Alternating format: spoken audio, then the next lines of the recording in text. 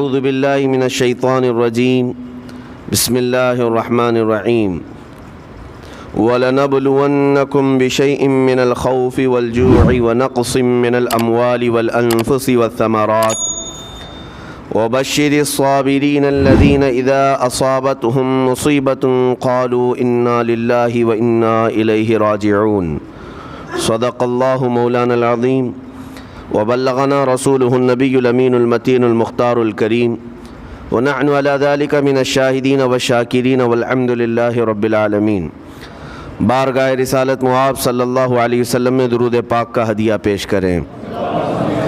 اللہم صلی علی سیدنا و مولانا محمد معدن الجود والکرم وآلہ واصحابہ الکرام وابنہ الکریم وبارک وسلم صلاة دائمة سرمدا ابدا۔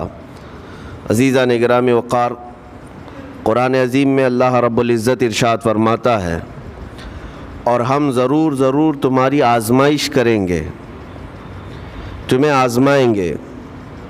کن چیزوں سے آزمائیں گے؟ تمہارا امتحان ہوگا۔ 4 چیزوں کا ذکر اس آیت میں آیا ہے۔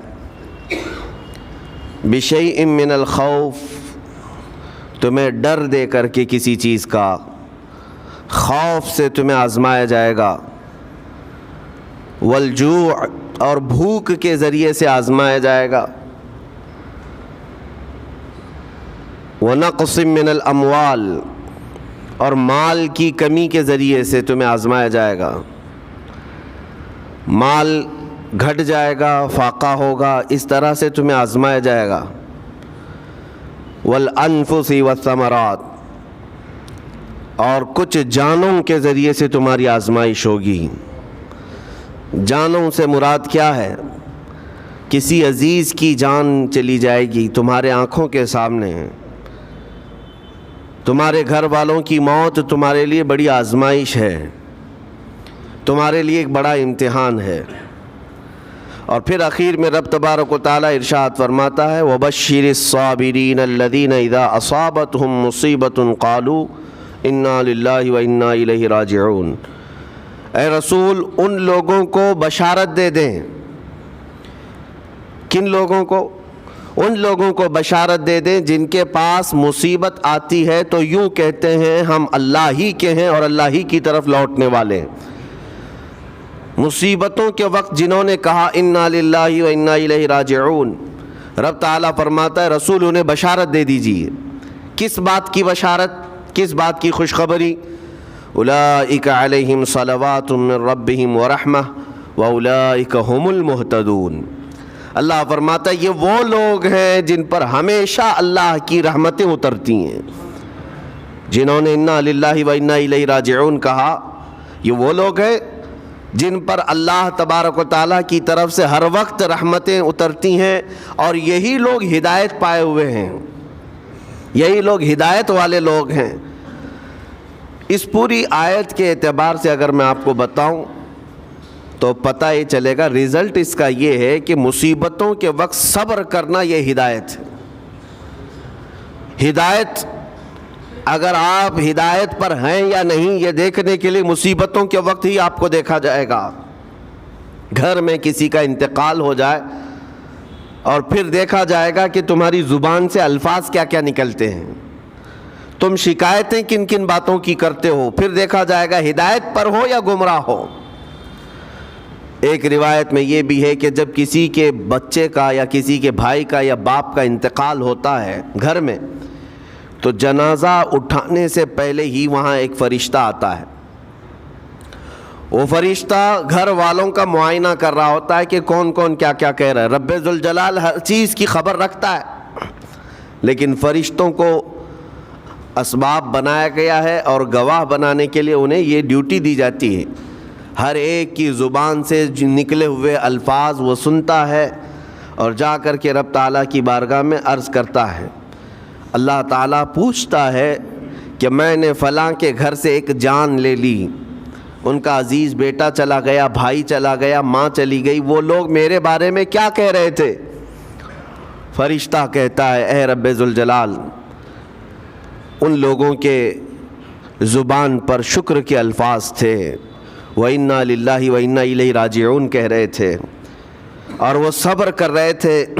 میں نے گھر والوں کے سب حالات دیکھے. اللہ تعالیٰ فرماتا ہے اے میرے فرشتے تو گواہ رہنا، میں نے ان سے جو چیز لیا ہے اس سے کئی گنا زیادہ نعمت انہیں عطا کروں گا، اس سے بہتر نسل انہیں دی جائے گی، اور ان کے غم آج جتنے ہیں اس سے کئی گنا زیادہ خوشیاں میں انہیں جنت کی عطا کروں گا جنہوں نے میری دی ہوئی مصیبت پر صبر کیا. اور کوئی گھر ایسا ہوگا جس گھر سے فرشتہ جا کر کہے گا کہ مولا اس گھر والے تو بے قابو تھے، جو منہ میں آیا بکے جا رہے تھے، وہ تو یوں کہہ رہے تھے کہ اللہ کو کیا ہمارا ہی گھر ملا، ہمارا ہی بچہ جانے کو تھا، ہمارے ہی گھر میں یہ آفت آنے کو تھی. اس طرح کے الفاظ وہ کہہ رہے تھے اور رب تبارک و تعالیٰ کو ظالم کہہ رہے تھے. اللہ تبارک و تعالیٰ اپنے جلال کا اظہار فرماتا ہے، ارشاد فرماتا ہے فرشتے کو اے فرشتے تو گواہ رہنا، انہوں نے میرے بارے میں جیسا گمان کیا اب میں ان کے ساتھ ویسا ہی سلوک کروں گا. اللہ تبارک و تعالیٰ کے ساتھ یہ گمان جس طرح بندہ کرے گا اللہ تعالیٰ اس کے ساتھ اسی طرح کا سلوک فرمائے گا. اس کو ارحم الراحمین ہی تصور کرو. ہمیشہ رب تبارک و تعالیٰ مہربان ہے اور مہربان ہی اس کی طرف گمان کرنا بھی چاہیے مومن کو. انشاءاللہ العزیز مہربانی ہوگی اور بلکہ دلوں کا قرار اور سکون بھی رب تعالیٰ ہی عطا کرتا ہے. اے میرے عزیزو، یہ تمہیدی باتوں کے بعد میں اب عرض کرنا چاہتا ہوں. محرم الحرام کے مہینے میں کربلا کے واقعات سنتے ہی رہتے ہیں. میرے عزیزو، ہم بچپن سے لے کر اب تک ہر سال کربلا میں ہونے والے عظیم حادثے کو سنتے بھی آ رہے ہیں. 14 صدیوں گزر جانے کے بعد بھی اس واقعے کو یاد کرتے ہیں تو آنکھیں بھیگ جاتی ہیں. اس میدان میں، وہاں کے ریگزاروں میں رسول کریم صلی اللہ تعالیٰ علیہ وسلم کے اہل بیت کا جو امتحان تھا وہ کتنا سخت تھا، کتنا کٹھن تھا. کسی ایک کے ساتھ کوئی معاملہ ہو جائے تو سمجھ میں آئے. امام عالی مقام سید الشہداء امام حسین رضی اللہ تعالیٰ عنہ کو کتنا بڑا امتحان دینا پڑا ہوگا. ایک نہیں، اپنے خاندان کی 29 لاشیں انہوں نے اٹھائی ایک دن کے اندر، اپنے خاندان کی. پھر دوسرے ان کے اصحاب اور رسول اللہ کے صحابہ بھی اس میں موجود ہیں اور دوسروں کے بچے بھی اس میں موجود ہیں. کل ملا کر 72 لوگوں کی وہاں پر جانیں گئی ہیں، شہادت کا جام انہوں نے نوش کیا ہے. لیکن ہر گھڑی امام حسین ہر موت کو دیکھتے رہے.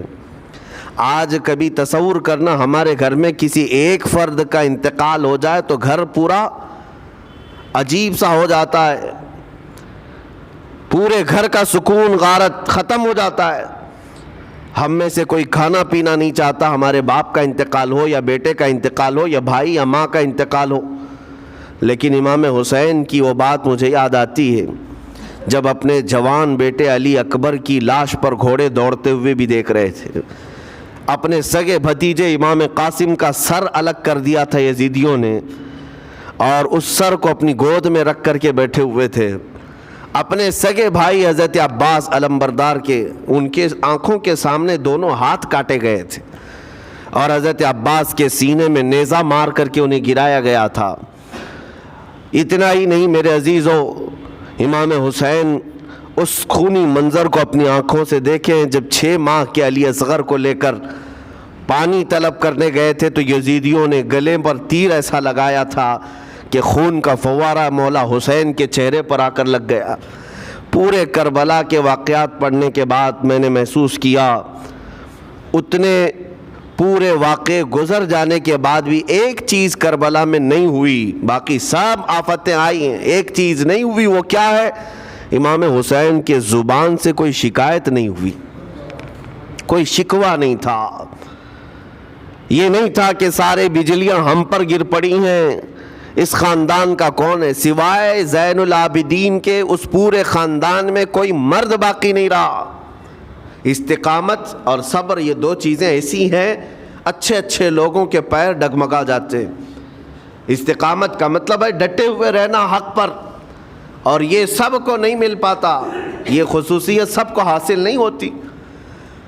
ایک امام حسین کی وہاں پر ہم نے استقامت دیکھی اور ان کا صبر دیکھا، دوسرے سب سے بڑا صبر جو ہم نے دیکھا ہے وہ سیدہ زینب رضی اللہ تعالیٰ عنہا کا۔ وہ خاتون امام حسین کی سگی بہن ہے، سیدہ فاطمۃ الزہرا کی بیٹی ہیں، حیدر کرار کی نور نظر میرے آقا صلی اللہ علیہ وسلم کی گود میں کھیلی ہوئی ہیں۔ سیدہ زینب سلام اللہ علیہا جب وہ کربلا کے میدان میں موجود تھیں، ان کی عمر مبارک بھی تقریباً 55 سال کے قریب تھی۔ 55 سال کی اگر خاتون میدان میں یہ تمام خونی مناظر دیکھ رہی ہو، ہماری عورتوں کو آپ جانتے ہیں کہ ایک چھوٹی سی مصیبت پر واویلا مچاتی ہیں، اور سیدہ زینب وہ ہیں جن کے خود سگے شہزادے عون اور محمد ان کی آنکھوں کے سامنے مارے گئے تھے اور ٹکڑے کیے گئے تھے۔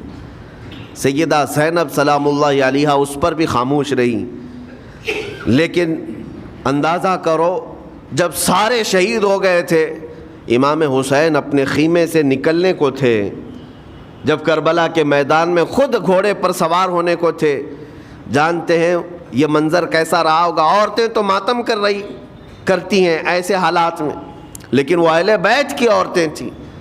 سیدہ زینب خود کھڑی ہوئیں اور اپنے خیمے میں امام حسین کو لے گئیں۔ ایک صندوق تھا پرانا، اس کو کھول کر کے اس میں سے ایک جبہ نکالا اور کہا میری ماں نے مجھے یہ وصیت کی تھی کہ جب حسین میدان میں اترنے کی اس کی باری آئے تو اس دن ہو سکتا ہے وہ مجھے یاد کرے، زینب اگر تو اس دن باقی رہے، تو اس دن زندہ رہے تو اپنے ہاتھوں سے یہ حسین کو جبہ پہنانا۔ سیدہ زینب سلام اللہ علیہا انہوں نے خود اپنے ہاتھوں سے امام حسین کو یہ لباس پہنایا۔ کیا اس مقام پر کوئی اتنی طاقت رکھتا ہے کہ پورا گھر لٹ گیا ہو اور اپنے سگے بھائی کو جبہ پہنا کر کسی شادی میں نہیں، پھر جنگ کے میدان میں اتار رہے ہو؟ اس خاتون کے استقامت پر لاکھوں سلام۔ سیدہ زینب سلام اللہ علیہا وہ معمولی خاتون نہیں ہے، صبر کا پہاڑ تھیں۔ میں آپ کو بتاؤں، مصیبت کے وقت ایک بار کسی کا قتل ہو جائے تو وہ ایک موت ہے، لیکن یہاں پر کربلا کے میدان میں سیدہ زینب جتنی موتیں دیکھ رہی تھی، ہر موت پر ایک موت کی تکلیف ہے، ہر موت پر ایک موت کی تکلیف، لیکن وہ صابرہ و شاکرہ رہیں۔ پوری تاریخ میں ڈھونڈ کر کے آپ نکالیں، کہیں پر بھی سیدہ زینب نے نہ اپنے بال نوچے، نہ کپڑے پھاڑے، نہ چہرے پر ہاتھ مارا، بلکہ ایسا صبر کا دامن پکڑی رہیں کہ پوری زندگی بھر انہوں نے صبر کی تلقین کی تمام خواتین کو۔ گھر لٹانا، گھر کٹانا، سر کٹانا کوئی تم سے سیکھ جائے، جان عالم ہو فدا اے خاندان اہل بیت۔ امام زمن فاضل بریلوی رحمۃ اللہ علیہ نے فرمایا ہے، سر کٹانا، گھر لٹانا کوئی تم سے سیکھ جائے، جان عالم ہو فدا اے خاندان اہل بیت۔ عزیزان گرامی وقار، یہاں پر ان حالات کے بعد میں آپ کو ایک بات ضرور کہنا چاہوں گا۔ مصیبتیں ہمارے گھر بھی آتی ہیں، آفتیں، تکلیفیں ہمارے گھر بھی آتی ہیں، لیکن کیا ہم ان مصیبتوں کا سامنا کرتے ہیں، استقبال کرتے ہیں؟ نبی اکرم صلی اللہ تعالیٰ علیہ وسلم نے تو ارشاد فرمایا، مومن کو جب مصیبت آتی ہے تو اس کے لیے وہ نعمت ہے، دو چیزوں میں سے ایک چیز ہوگی اس کے ساتھ۔ اگر بخار بھی آئے، میرے آقا فرماتے ہیں اگر بخار بھی آیا ہے تو دو باتوں میں سے ایک بات ہوگی اس کے ساتھ، یا تو رب تبارک و تعالیٰ اس کے گناہ معاف کرے گا یا تو اس کے درجے کو بلند کرے گا۔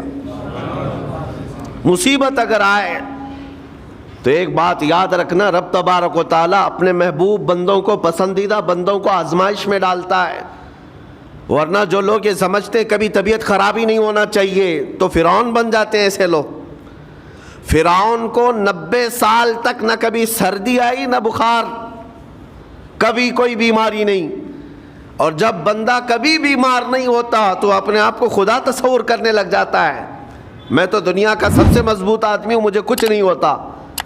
لیکن مصیبتیں دے کر کے رب تبارک و تعالیٰ تمہیں تمہاری حقیقت بھی بتاتا ہے، اور انسان کو انسان کی لمٹ میں رہنا سکھایا جاتا ہے۔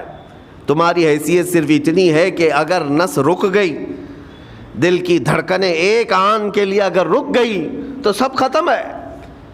اس لیے تمہیں رب تبارک و تعالیٰ کے حضور جانا ہی ہے، تو صبر بھی سیکھو اور شکر بھی سیکھو۔ آج مصیبتیں اور آفتیں آتی ہیں تو واویلا کرنے والوں کے لیے میرا میسج ہے، اللہ تبارک و تعالیٰ تمہاری ہر بات کو دیکھ رہا ہے۔ تمہارے چیخنے سے، چلانے سے، تمہاری شکایت کرنے سے گئے ہوئے آدمی کی جان واپس تو نہیں آنی ہے۔ تمہارا عزیز ترین بھائی مر گیا، تم جس سے سب سے زیادہ پیار کرتے تھے وہ بیٹا انتقال کر گیا۔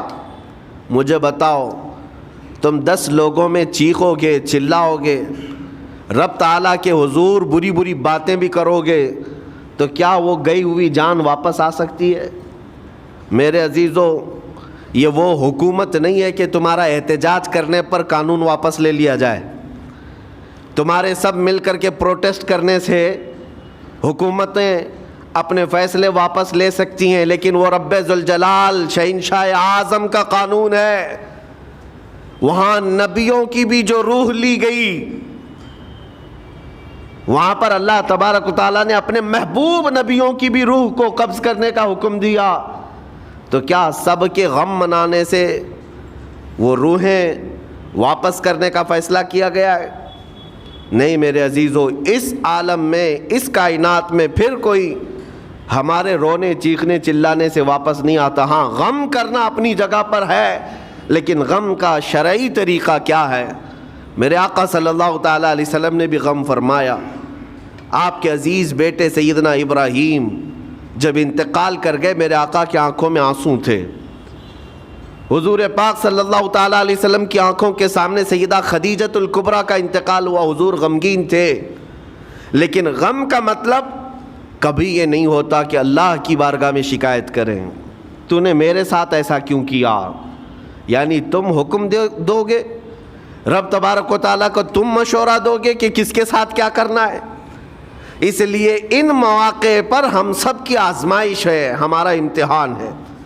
ایسے معاملات جب بھی آتے ہیں، دیکھیں میں آپ کو ایک اور باریک بات بتا دیتا ہوں۔ یہ ہم آج تقریر کر رہے ہیں، ہو سکتا ہے آپ بھی سن رہے ہیں اور اچھی طرح سمجھ رہے ہیں، لیکن خود کے گھر پر جب آ جائے تو تقریر بھی یاد نہیں رہتی، نصیحت بھی یاد نہیں رہتی، غم کا غلبہ زیادہ ہو جاتا ہے۔ ایسے اوقات میں حکم کیا ہے مومنین کو؟ میرے گھر پر، میں جانتا ہوں شکایت نہیں کرنا چاہیے، میں جانتا ہوں غموں کے وقت صبر کرنا چاہیے، پھر بھی اگر میرے گھر میں آ گئی مصیبت تو مومنین کے لیے حکم یہ ہے کہ تم نے اب تک جو سنا تھا حدیثیں وغیرہ اس کو یاد دلاؤ، یعنی مجھے یاد دلاؤ۔ یہ مت سوچو کہ مولانا صاحب ہیں، مفتی صاحب ہیں، امام صاحب ہیں، ان کو تو سب معلوم ہوگا۔ غم کا غلبہ جب آ جاتا ہے تو اچھے اچھوں کو یاد نہیں رہتا۔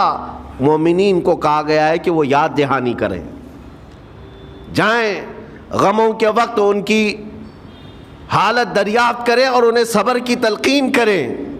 ہر ایک کے لیے ضروری ہے، یہ سوچ کر کے پیچھے نہیں ہٹا جائے گا کہ یہ تو بہت جانکار لوگ ہیں، یہ بہت پڑھے لکھے لوگ ہیں، ان کو تو سب پتہ ہے۔ نہیں، بلکہ حکم یہ ہے کہ جس کے ساتھ بھی مصیبت آئے، مومنین، دوسرے مومنین اسے صبر کی تلقین کریں، اسے جا کر کے حوصلہ دیں اور اسے تسلی دیں، میں تیرے ساتھ رہنے کو تیار ہوں۔ وہ صحابیہ تھیں میرے عزیزو۔ اس کا مطلب یہ نہیں کہ ہم آپس میں ایک دوسرے کے بیمار ہونے کی انتظار میں رہیں۔ شوہر یہ سوچے کہ میری بیوی بیمار کیوں نہیں ہوتی، اور بیوی یہ سوچتی رہے کہ میرا شوہر بیمار کب ہوگا۔ وہ توکل کا اعلیٰ درجہ ہے۔ انتظار اور تمنا مت کرو بیمار ہونے کا، بلکہ بیماری آ جائے تو اللہ کا شکر ادا کرو، آ جائے تو صبر کرو۔ عزیزان گرامی وقار، ہم آج امام حسین اور ان کے رفقائے گرامی رضوانُल्लाह علیہم اجمعین کو یاد کرتے ہیں تو صرف رونے کے لیے نہیں یا صرف غم منانے کے لیے نہیں، بلکہ داستان کربلا سنانے کا ایک عظیم مقصد یہ ہوتا ہے کہ نوجوانوں کے اندر بلکہ بوڑھے اور بچوں کے اندر بھی ایمانی جذبہ ایسا آ جائے کہ وہ ہر مصیبت پر ڈٹ کر کھڑے ہو سکیں، ہر یزیدی کا مقابلہ کر سکیں۔ ایک تو اس کا میسج یہ ہے، اور دوسرا میسج یہ ہے کہ چاہے جیسی بھی مصیبتیں آئیں ایمان کے ساتھ رہنا ہے، صبر اور شکر کو ہرگز نہیں چھوڑنا ہے۔ مصیبتیں ہمارے پاس اب اتنی بڑی تو نہیں آتی کہ ایک خاندان کے ہی اتنے لوگوں کو کاٹ دیا جائے، ایسی مصیبتیں تو نہیں آئی۔ اب جو کچھ بھی آتی ہیں ہمارے ساتھ وہ مال کی کمی کی، کبھی دکان میں دھندا نہیں چلتا، کبھی بچے کسی کو نہیں ہو رہے ہیں، یا پھر گھر میں کوئی بیمار ہے، کوئی مستقل بیماری آ گئی ہے، یہی تو مصیبتیں ہیں۔ مومن کے لیے یہ قید خانہ ہے، زیادہ آسائش اور آرام کی فکر نہ کرو۔ یہ دنیا مومن کے لیے قید خانہ ہے۔ اسی لیے شاعر نے کیا خوب کہا، جب کسی کا انتقال ہوتا ہے، ایک سچے مومن کا انتقال ہوتا ہے، تو لوگ کہتے فلاں مر گیا فلاں مر گیا، تو ایک شاعر نے بہت اچھے انداز سے کہا ہے کہ کون کہتا ہے کہ مومن مر گیا؟ جو سچا مومن ہے اس کے لیے کہہ رہا ہوں۔ وہ شاعر نے کہا کون کہتا ہے کہ مومن مر گیا، قید سے چھوٹا وہ اپنے گھر گیا۔ حقیقت تو یہ، قید سے چھوٹا وہ اپنے گھر گیا۔ یہاں دنیا میں زیادہ آسائش، زیادہ آرام کی طلب انسان کو مغرور بنا دیتی ہے، تکبر والا بنا دیتی ہے، گھمنڈی بنا دیتی ہے، اور اللہ تبارک و تعالیٰ کی بارگاہ میں ہمیشہ سر بسجود رہنے والا وہ بندہ ہے جو مصیبتوں میں گھرا رہتا ہے۔ کچھ نہ کچھ مصیبتیں ایسی ہیں جو تمہیں مسجد تک لاتی ہیں، قرآن تک لاتی ہیں، تسبیح تک لاتی ہیں، اور کوئی مصیبت نہ ہو، کوئی تکلیف نہ ہو تو پھر جلدی بندہ اللہ کو بھی یاد نہیں کرتا۔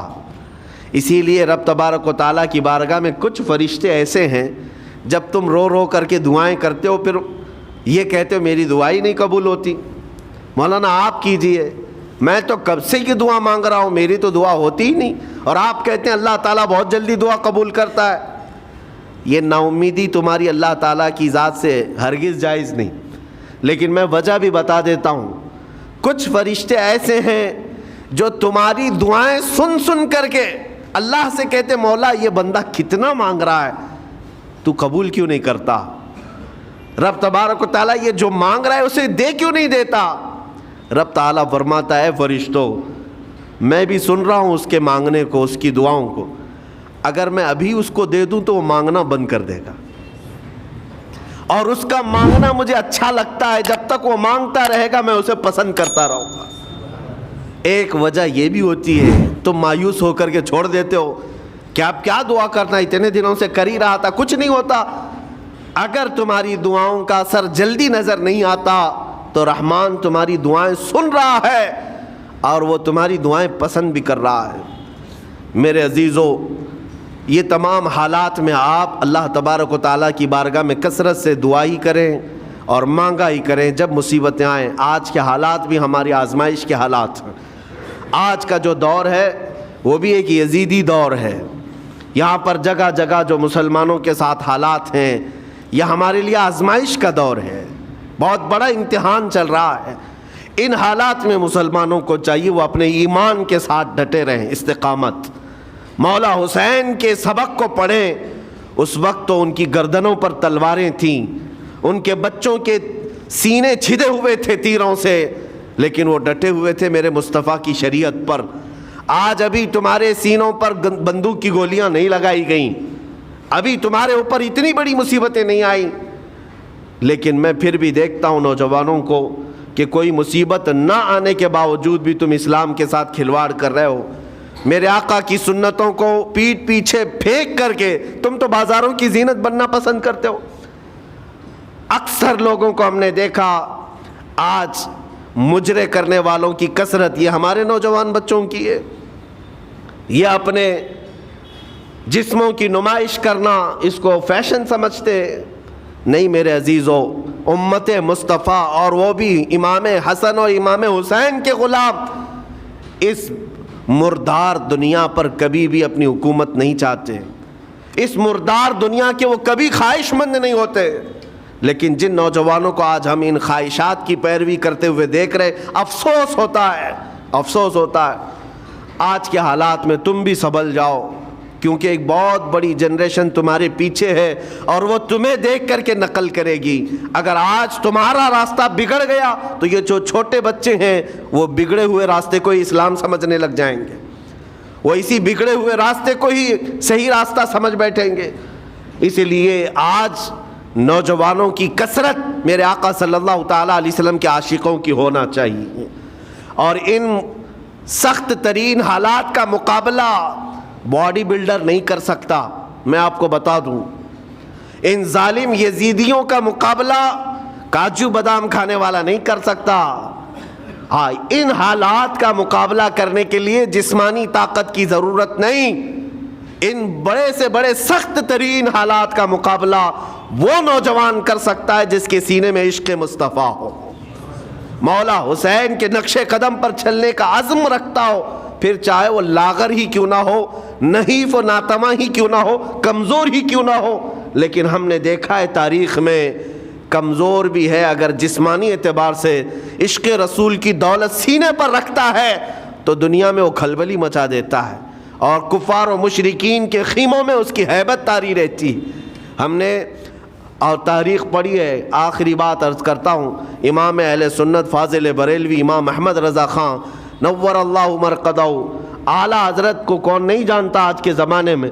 ذرا ان کی سیرت اٹھا کر کے پڑھنا، اور پھر یہ بھی دیکھنا کہ جسمانی طاقت ان کی کیسی تھی، جسمانی ساخت کیا، وہ چلتے تو لہیم شہیم تھے، اونچے چوڑے اور سینہ بھرا ہوا کہ لوگ صرف جسم کو دیکھ کر کے ڈر جائیں؟ نہیں، اعلیٰ حضرت فاضل بریلوی رضی اللہ تعالیٰ عنہ اس طرح جسمانی بہت اونچی چوڑی صلاحیت کے نہیں تھے، بلکہ بہت ہی ہلکا جسم رکھتے تھے، ہلکا جسم، دبلے پتلے تھے، لیکن جب اپنے حجرے میں بیٹھ کر کے قلم چلاتے تھے تو دنیا کے کونے کونوں میں ان کی گونج ہوتی تھی۔